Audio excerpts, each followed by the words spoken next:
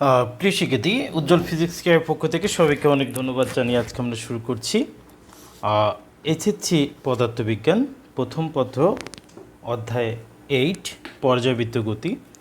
গত লেকচারে আমরা মোটামুটি এই অধ্যায়ের গুরুত্বপূর্ণ টপিকসগুলো দেখেছিলাম। পর্যাবৃত্ত অর পিরিয়ডিসিটি জিনিসটা কী, স্থানিক পর্যাবৃত্ত কী, কালিক পর্যাবৃত্ত কী, আবার পর্যাবৃত্ত গতি দেখেছি, তারপর হচ্ছে স্পন্দন গতি দেখেছি, সরল সন্ধিত স্পন্দন গতি কি সেটি আমরা আলোচনা করেছি। আজকে আমরা আলোচনা করব সরল সন্ধিত স্পন্দনশীল কণার গতির সমীকরণ নিয়ে আমরা কাজ করব। তাহলে আজকে আমাদের আলোচ্য বিষয় হবে সরল সন্ধিত স্পন্দনশীল কণার গতির সমীকরণ। তাহলে আজকে আমাদের আলোচ্য বিষয় সরল সন্ধিত স্পন্দনশীল কণার গতির সমীকরণ নিয়ে কাজ করব। তো প্রিয় শিক্ষার্থী, আমাদের প্রথম কাজ হচ্ছে আজকে যেহেতু আমরা গতির সমীকরণ নিয়ে কাজ করব, অতএব আমরা প্রথমে লিখব সরলসন্ধিত স্পন্দনশীল কণার সরলসন্ধিত স্পন্দনশীল কণার গতির সমীকরণ। তাহলে সরলসন্ধিত স্পন্দনশীল কণার আমরা গতির সমীকরণ আমরা বের করা শিখব। চলো আমরা শিখি কিভাবে এটি করা যেতে পারে। সরলসন্ধিত স্পন্দনশীল কণার গতির সমীকরণ।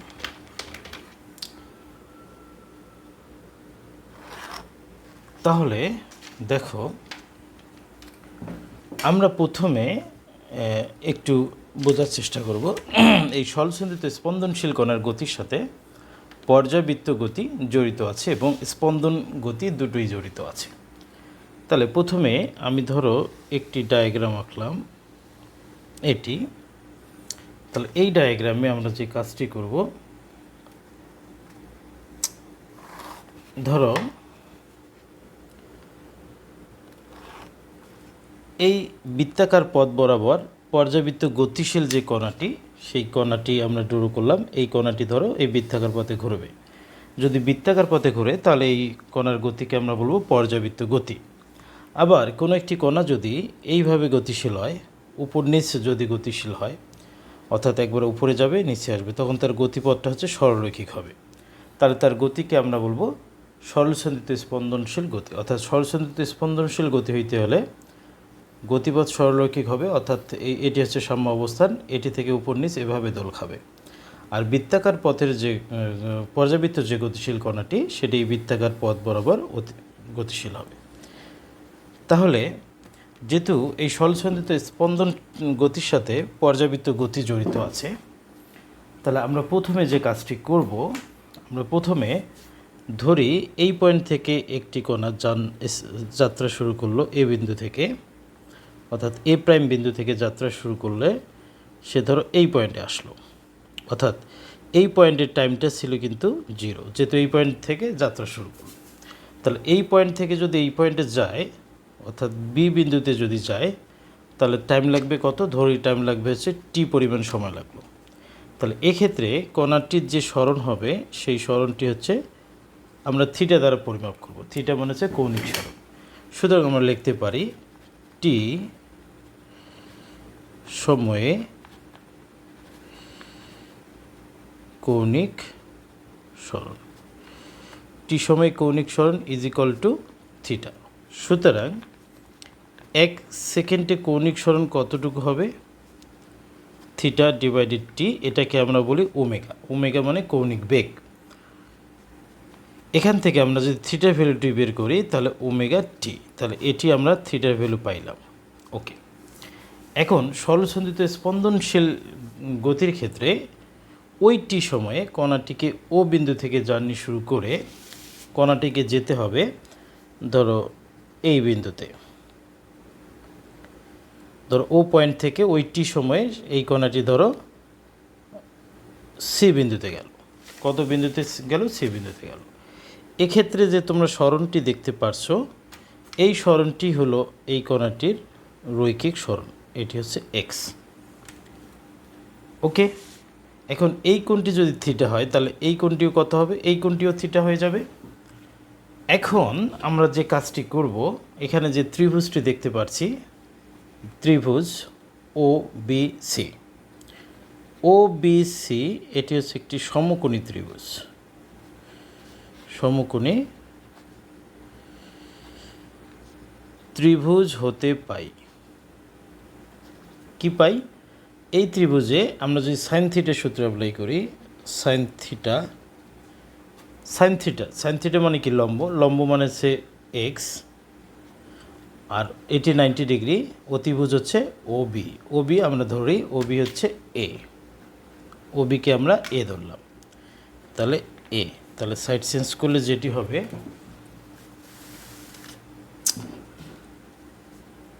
X is equal to A sine theta, অথবা x is equal to A sine omega টি।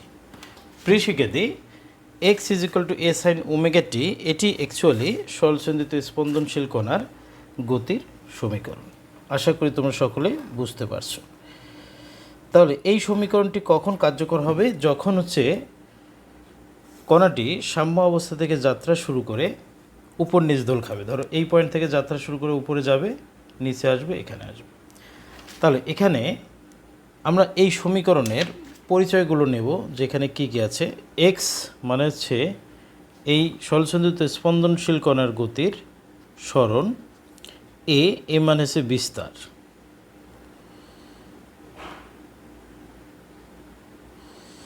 এ মানে বিস্তার, ও ওমেগা মানে সমকৌণিক বেগ, আর টি মানে হচ্ছে সময়। কেমন সময়? টি সময় সরণ হচ্ছে এক্স, অর্থাৎ ও পয়েন্ট থেকে সি পয়েন্টে যাইতে সময় লাগবে হচ্ছে টি। আর এ মানে এই যে সাম্য অবস্থা থেকে একদম উপরে কতটুকু যায় এবং সাম্য অবস্থা থেকে নিচে কতটুকু যায়, এটি হচ্ছে তার বিস্তার। অর্থাৎ সাম্য অবস্থা থেকে এই পয়েন্টে যাওয়া, আবার সাম্য অবস্থা থেকে নিচে এই পয়েন্টে আসা, অর্থাৎ সাম্য অবস্থা থেকে উপরে এবং সাম্য অবস্থা থেকে নিচে সর্বাধিক যে সরণটি, এই সরণটিকে আমরা বলি বিস্তার। তাহলে প্রিয় শিক্ষার্থী, আশা করি তোমরা সকলে বুঝতে পারছো সরলসন্ধিত স্পন্দনশীল কণার আমরা মোটামুটি গতি সমীকরণটা পেয়ে গেলাম। যদি এই কণাটি কোথা থেকে যাত্রা শুরু করে? সাম্য অবস্থা, এটি হচ্ছে সাম্যাবস্থা, সাম্য অবস্থান থেকে যদি যাত্রা শুরু করে। এখন প্রিয় শিক্ষার্থী, আমাদের এমন একটা ইকুয়েশন দরকার যেখানে সরলসন্ধিত স্পন্দনশীল কণাটি যদি সাম্য অবস্থা থেকে যাত্রা শুরু না করে, সেক্ষেত্রে তার ইকুয়েশন কেমন হবে চলো আমরা দেখি। আমরা তাহলে আবার একটা ড্র করি। ধরো আবার এটি হচ্ছে একটি বৃত্তাকার পথ, ওকে, এটি আবার বৃত্তাকার পথ। তাহলে আমাদের এমন একটা ইকুয়েশন দরকার যে ইকুয়েশন দ্বারা যে কোনো অবস্থান হতে যাত্রা শুরু করুক না কেন, তার গতির যে সমীকরণ সেটি ব্যাখ্যা করা যেতে পারে।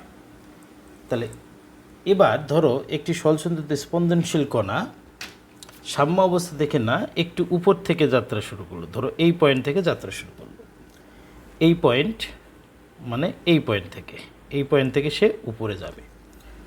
প্রিয় শিক্ষার্থী, একটু খেয়াল করবে, এই পয়েন্টের থেকে যদি যাত্রা শুরু করে, এটি হচ্ছে ইনিশিয়াল পজিশন অর্থাৎ আদি অবস্থান, এই পয়েন্টে হচ্ছে টাইম আমাদের 0। তাহলে অলরেডি সে কিন্তু একটা কোণ করে আছে, সেই কোণের নাম দিলাম ডেল। এতটুকু কোণের জন্য অলরেডি তার কিন্তু একটা সরণ হয়ে আছে, এতটুকু সরণকে আমরা দিলাম এক্স নট। তাহলে এই কোণটার জন্য যে সরণটুকু, সেই সরণটুকুকে আমরা বলবো আদি সরণ, আর এই কোণটির জন্য এই কোণটিকে আমরা বলবো দশা, আদি দশা। এখন কণাটি যদি এই পয়েন্ট থেকে যদি এই পয়েন্টে যায়, তাহলে সময় লাগবে, ধরো এ প্রাইম পয়েন্ট থেকে ধরো বি বিন্দুতে গেল, এখান থেকে এখানে যাইতে সময় লাগলো হচ্ছে টি। তাহলে এবার তার যে সরণটুকু হলো এখান থেকে এতটুকু, এই ভ্যালুটুকু কিন্তু আমাদের থিটা। অলরেডি আমরা থিটার ভ্যালু জানি, থিটা মানে হচ্ছে ওমেগা টি।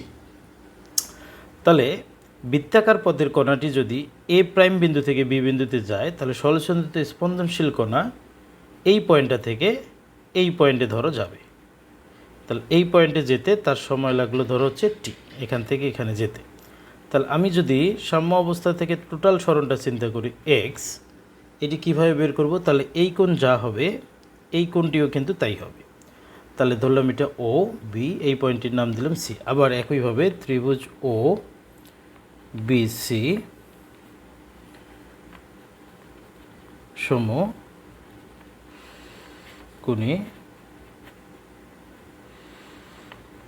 ত্রিভুজ হতে পাই, ত্রিভুজ হতে পাই। কি পাওয়া যাবে এখান থেকে?